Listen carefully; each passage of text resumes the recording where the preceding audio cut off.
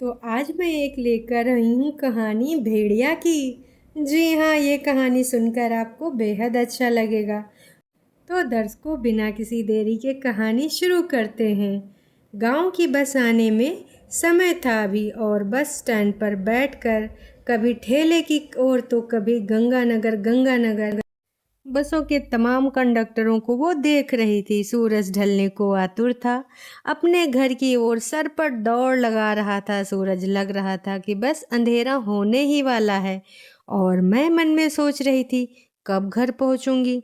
इतने में सूरज ढल जाएगा। सूरज डूबने पर घर की ओर लौटती हुई लड़कियों को गांव के कुछ लोग गहरी नज़रों से ताकने में लगे हुए थे। कितनी आंखें, कितने सवाल मुझ पे भी टकराते हुए महसूस हो रहे थे कि जैसे मैं कहाँ जा रही हूँ, क्यों जा रही हूँ और इतने शाम को क्यों जा रही हूँ। फिर एकदम से कुछ आवाज़ टकराई मेरे कानों से, और एकदम से मैंने देखा मेरे पास में एक 12-13 साल की लड़की मासूम सा चेहरा लिए खड़ी थी, जिस पर मिट्टी के और मैल के धब्बे ऐसे पड़े थे जैसे किसी चित्रकार ने उस मटमैले रंग में ब्रश भरकर कैनवास पर बस फेंक दिया हो। 5 रुपए मांगती वो लड़की बिल्कुल से मेरे पास आ गई। मैंने भी उससे पूछ लिया, आखिर क्या करोगी तुम 5 रुपए का? जवाब मिला, ऑटो करके घर जाऊंगी। मैंने भी पूछा, क्यों बेटा, घर कहाँ है तुम्हारा? अनाज मंडी होती है ना, जहाँ दाने बेचने आते हैं। वो बड़ी सी आंखें करते हुए बोली, वहाँ पर है घर मेरा। हाथों के इशारों से बड़े बड़े आकार बनाती वो आगे बोलती, इससे पहले मैंने दूसरा सवाल दाग दिया, कौन कौन है वहाँ पर तुम्हारे घर में? दादी है, उसको दिखता नहीं है, मुझसे कहती है खाने को ला कर दे, तो पैसे मांगती हूँ और आज 20 रुपए हैं, रोटी ले जाऊंगी इससे। अगर 5 रुपए आपने दे दिया तो ऑटो करके घर चली जाऊंगी, नहीं तो बहुत रात हो जाएगी और पता नहीं मैं कब तक पहुंचूंगी। दादी मेरी भूखे सो जाएगी। इसी प्रकार से मैंने बहुत सारे सवाल उससे कर डाले, और वो मेरे हर सवाल का विस्तार से जवाब दे रही थी। मैं समझ गई कि लड़की बहुत बातूनी है। फिर मैंने सवाल किया, मम्मी पापा कहाँ हैं तुम्हारे? वो सीकर गए हैं, हमारा गांव है सीकर, और वहाँ पर पान, मेथी, वो सारी चीज़ें बेचते हैं, और बहुत सारी गाड़ियाँ हैं लकड़ी की, उसमें लेकर जाते हैं, तमाम लोग गांव के जाते हैं। मुझे भी मज़ा आने लगा उससे बात करके। उसकी बातों में बेचैनी थी, हाथों को मरोड़ती हुई वो जल्दी में लगी थी कि बस कैसे करके उसको 5 रुपए मिल जाएं। मैंने कहा, घर जाने की जल्दी है? हाँ हाँ दीदी, दे दो ना प्लीज़, देखो ना अंधेरा हो रहा है, दे दो ना 5 रुपए, मुझे डर लगता है। अंधेरे से डरती हो?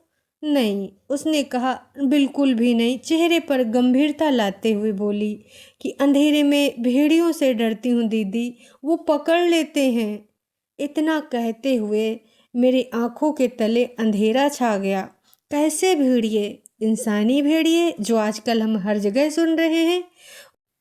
उसकी आंखों में उतर आए भय ने मुझे भीतर तक हिला दिया। अंधेरे में भेड़िए कौन होते हैं पूछने का साहस मैं ना कर सकी, लेकिन ना चाहते हुए भी मैं बहुत कुछ समझ चुकी थी, क्योंकि आसपास न्यूज़ में, मैगज़ीन में, अखबार में हर जगह ऐसे भेड़ियों की कहानी मिल जाती है।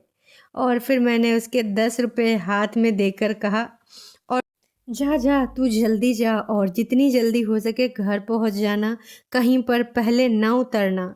वो इससे पहले भागती मेरे मन ने मुझे फिर से बोला, और मैंने कहा, रुक रुक, और आ, वापिस आ। फिर से मैंने 50 रुपए दे दिए, और उससे बस यही कहा कि बस तू जल्दी चली जाया कर, और कोई घर के आसपास काम ढूंढ ले, इतनी दूर मत आया कर।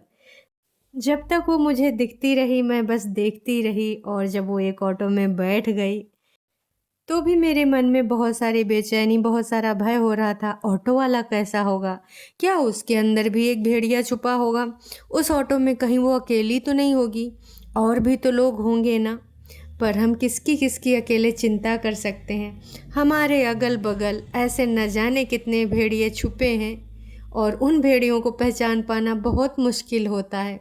कभी कभी एकदम से जब उनकी इमेज सामने आती है तो लगता है, अच्छा उसने ऐसा किया, क्या वो ऐसा था, कभी लगा तो नहीं। हमारे समाज में हर तरफ ऐसे न जाने कितने अनगिनत भेड़िए हैं जिनको पहचान पाना मुश्किल ही नहीं नामुमकिन है। खैर, कभी भी किसी बेटी के साथ ऐसे भेड़िए ना मिले तो अच्छा है, और अगर ऐसे भेड़िए मिलें तो वो बेटी उनसे निपटने में सक्षम हो। काश कि समाज के कुछ ठेकेदार जो ऐसी घटनाओं को देखते रहते हैं, कुछ रिएक्ट नहीं करते हैं, काश कि वो रिएक्ट करें। तो ये कहानी थी एक भेड़िए की। अब एक भेड़िए नहीं, हमारे समाज में तो अनेक भेड़िए हो गए हैं। कहानी कैसी लगी कमेंट करके ज़रूर बताइएगा।